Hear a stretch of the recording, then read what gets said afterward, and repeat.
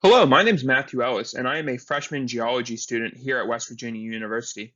And through the Research Apprenticeship Program, I've been afforded the opportunity to study with Dr. Jeffrey Daniels in the Counseling and Learning Science Department. We've been studying mass attacks together, and the specific talk that I'm going to give today is identifying the behavior of mass murderers. So before I actually get into the meat of the study, first I want to talk a little bit about background. And first I want to talk about mitigation versus prevention. So when you approach a problem like mass attacks, there's two ways that you can go about it. There's mitigation tools and there's prevention tools. Mitigation tools, like the name would suggest, try to mitigate the damage done once the shooting has started. I've listed a couple of examples that are very popular and you would probably be familiar with. Stuff like active shooter drills, metal detectors and school defenses, arming teachers, bulletproof backpacks, most gun control measures. And these are still a really necessary and important aspect of approaching the problems of mass attacks. But it's not what we're focusing on. A lot of research has already been done into these tools. We're focusing on preventative tools. Like that name would suggest, that's focusing on prevention. So stopping the shooting from happening in the first place, getting in front of the problem. And a couple of examples of that would be threat assessment, warning sign education, availability of mental health resources, fostering a positive school or workplace environment. And if you were looking at the two lists and you were trying to compare them, one of the things that you might notice is that you're much more familiar with the things on the left, and the mitigation tools on the left are much more specific. So when I talk about bulletproof backpacks, you know exactly what I'm talking about. But when I might bring up something like threat assessment or fostering a positive school or workplace environment, you might not be as familiar with that. And the terms might be a little bit more vague. And they're like that because there's less research done into these preventative tools. And so that's what we're focusing on. And another big problem with preventative tools are they aren't very successful. Most preventative tools have a success rate below 50%. One example of that is a preventative tool called profiling.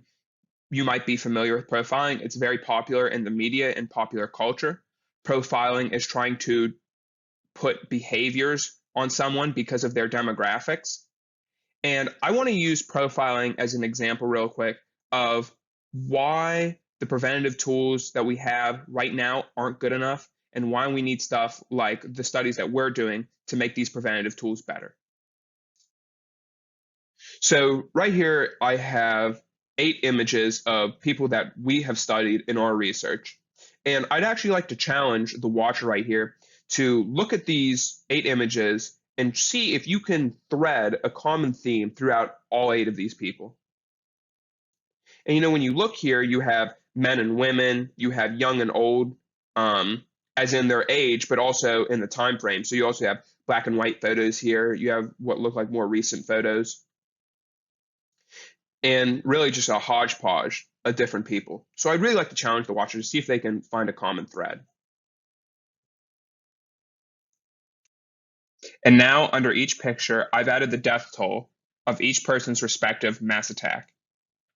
And I use this example to make a point that preventative tools that we have now, like profiling, just aren't good enough because of reasons like this. It's too imperfect and people will slip through the cracks. So that's why I use this demonstration to advocate for something more encompassing like threat assessment, like what we're studying, which I will talk about in the next slides. So the basis for our study comes from Dr. Greg Veitch. Dr. Veitch has 29 combined years in the military and FBI. He's a former chief of the FBI Behavioral Science Unit, and he's a current professor at Kaiser University in Florida. Through his years in the FBI, Dr. Veitch noticed, when dealing with mass murderers, a common thread of behaviors that he thought that grievance-motivated mass murderers would go through. And through this noticing of these behaviors, he created the 10-stage model. And he hypothesized that a mass murderer motivated by grievance will progress through this 10-stage model, beginning at the initial grievance and ending at the final attack. We have been in contact with Dr. Veitch and have picked his brain about the model, why he created it, and stuff with that nature. And we have ran with the model, and we're trying to see what patterns we can get out of it, what we can learn from it, and see if there's any statistical significance we can find through it.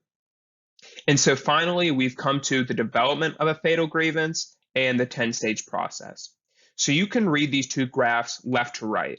So on the left, we have the development of a fatal grievance, and on the right, we have the 10-stage process, which begins with the fatal grievance. So talking about this slide left to right, we start with the grievance. We have grievances almost every day in life. A friend steals your pencil, somebody does you wrong, we all have grievances. But when these grievances are seen through certain perceptions, certain lenses, these perceptions could be a major loss in the family. It could be you think that the person is out to get you, or you feel that the person has mistreated you in a certain way. These certain perceptions can lead to a crisis because of an inability to cope. Social isolation is another big reason for crisis. But when these three things combined in a certain way, it makes for a perfect storm into a fatal grievance. So while you and I might have a grievance because of somebody who stole something from us, very rarely will that grievance become homicidal. But for some people with certain perceptions, it will become homicidal, and they may seek violence against that person or a group of people. And then once that person has that fatal grievance, they then start the 10-stage process on the right. So at the top, it begins the first step, the fatal grievance. And then it goes down to the second step, crisis. People are still in crisis from the development of a fatal grievance, so they're still in that state of crisis. Then they progress to the third step, ideation. That's having thoughts and fantasies inside the head about committing violence. The next step is intent. This is taking those thoughts and fantasies that are generally inside of the head and acting them out in the real world, taking the first step towards violence. The next step is research. That's using the internet or other tools to try to research different ways to make explosives, buy weapons, the best way to attack, different stuff like that. And then that goes into the step planning. That would be planning the attack, where you should stand, where you want to shoot up the place. It would just depend on how to plan the attack. Then it goes to preparation. Preparation is the actual gathering of the materials. That could be buying weapons, that could be making explosives, like that. And then they move on to the eighth step, optimizing. Optimizing would be practicing your aim with rifles or testing explosives to make sure they work, honing their skills for the attack. And then the ninth stage, the breaching phase, that is gaining entry to wherever they want to commit said attack.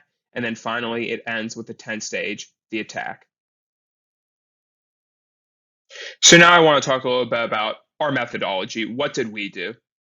So we took cases, completed cases and averted cases.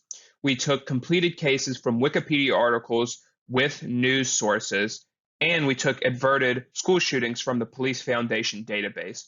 And what we did was we took these completed and averted mass attack case files, and we tried to see what variables we could prescribe to these cases. What did we see? And we assigned any variables that applied. So if you look at our cheat sheet here, we talk about the motives that they used, the perceptions and crisis, like I was talking about, which feed into the fatal grievance. And then we have the direct behaviors. And we also decided to look at indirect behaviors. Indirect behaviors are very popularly studied behaviors. They weren't the focus of our study, but we decided to include them anyways to see if we could get anything out of them. But the main focus was these direct behaviors. And so what we would do is we would take these case files, we would read them over, and we would see what behaviors we could find within the files, and we could see what behaviors that these people went through. And the problem with this process is it can be a little bit subjective.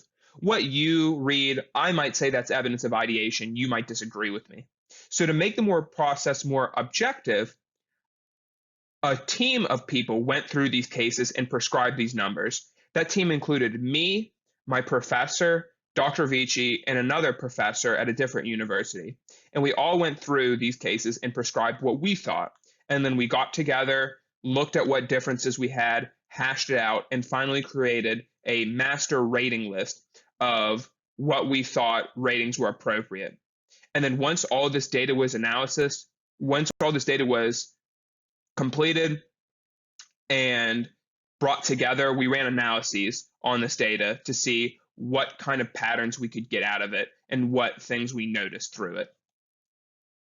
And so here are our 4 key findings. The first one is the development of a grievance into a fatal grievance is one of the most opportune times. So I added the chart back a couple slides. I added it right there of the pathway to a fatal grievance. And what we found was it's a very early stage. You're not even in the 10-stage process yet. So this is a great time because it's useful to get in front of the problem. Once somebody is in the 10-stage process, they already had that homicidal intent. And usually once they have that kind of mindset, if they really want to go through with the plan, they can hide their feelings very well and make it very hard to see an outward sign. So it is very useful to get in front of the problem and start before they have the fatal grievance or once they're in this very early stage. Our second finding was that crisis is a very outward sign of this development. So it's a really good sign to intervene. So some signs are more obvious than others. So take ideation, for example. Ideation is a very non-obvious sign because ideation happens in someone's mind. Unless they tell you what they're thinking, you wouldn't be able to know what somebody's thinking with ideation. But crisis, on the other hand, is probably one of the most outward signs. It can be easy sometimes to see somebody in crisis. Crisis is also important because it's both a step in the development of the fatal grievance, but it's also a 10-stage step. So it's present in both. So it's a really great stage because it's prevalent and it's outward. The third finding is that researching seems to be the statistical threshold of whether a mass murderer is likely to go through with the attack. So this finding came out of the statistical analysis. And we hypothesized that this is when a mass murderer gets serious about the attack, once they get to the researching step. Because once somebody goes past the researching steps, the likelihood for the attack to be completed is much higher. So if you see the signs after researching, it is vital to get to that person and to intervene because they are very likely to go through with the attack. And then the fourth and final thing that we found is that indirect behaviors don't tell us much. We expected as much. These are very popular studied aspect of mass murders, but we couldn't get a lot of statistical significance out of these indirect behaviors. So finally, the take-home message for you, the audience, if you've sat through this and said, okay, what can I do? Here's what we found. So just some general tips, just through research in general. See something, say something. Most important thing, every threat should be taken seriously. People might say they're joking, but you can't, this kind of research isn't a joking matter. And just look out for any of the behaviors talked about. So while some behaviors might be more important than others, any behavior is important. That goes back to the see something, say something idea. So now I want to talk about our tips, what we found through our research specifically that you can take home. So don't fall back on stereotypical attributes, being the main way we intervene with potential mass murders. Like I was talking about with profiling, it isn't the most efficient way. And most people need kind of like a shift in their mind from what a mass murderer is because of the way that media portrays them. So don't get lulled into that false sense of security. Look out for any of the steps to create the fatal grievance. Like we talked about, it's really important to get in front of the problem. Look out for crisis. It's going to be the most outward step. It's probably going to be the time that would be most opportune to intervene because it's going to be the sign that you could obviously see the most. And if any steps after researching are noticed, it is vital to act because that means that they have almost decidedly to go through with the attack.